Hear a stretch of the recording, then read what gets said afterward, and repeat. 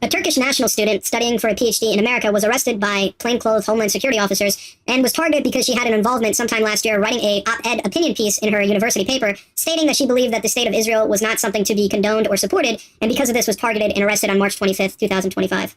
Now, what's interesting about this is not the fact that a foreign nation is forcing domestic policy. What's interesting about this is that the Trump administration and executive branch is so gung-ho about targeting these individuals that they're literally just taking blind suggestions. Ask yourself a question. This woman who was arrested on March 25th, 2025 was arrested because earlier last year, she had written an op-ed piece about how she believes her university should not be funding Israel or not being so closely aligned with Israel because of their genocide, war actions, and other pieces. It's her opinion, and as an American, this might sound radical, you're more than likely entitled to your opinion. At least you should be. Now, my question is, there's a lot of different university kids who have a lot of different opinions. Some of them are crazy, some of them are very left-leaning, very few are right-leaning, but I would never think to arrest them, I would never think to curtail their speech, and even more so, think about it like this.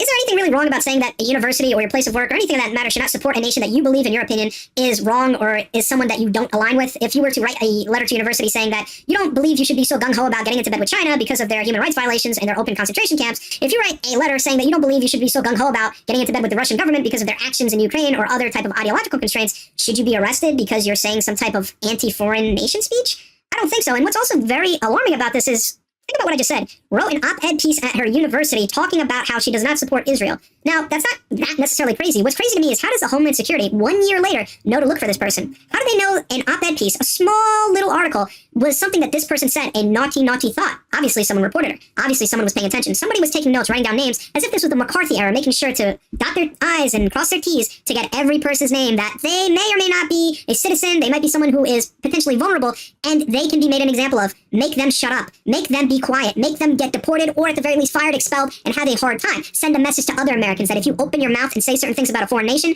you too will have hardships, and you too will have to explain why you thinking that a war in the Middle East is somehow not anti-Semitic. Saying that you don't support war is an anti-Semitic statement, and you will be having the scarlet letter on your head, and you will be marked as someone who is to be questioned and reviewed. And this is coming from a foreign nation's ideology. This is coming from a foreign nation's pushing domestic policy.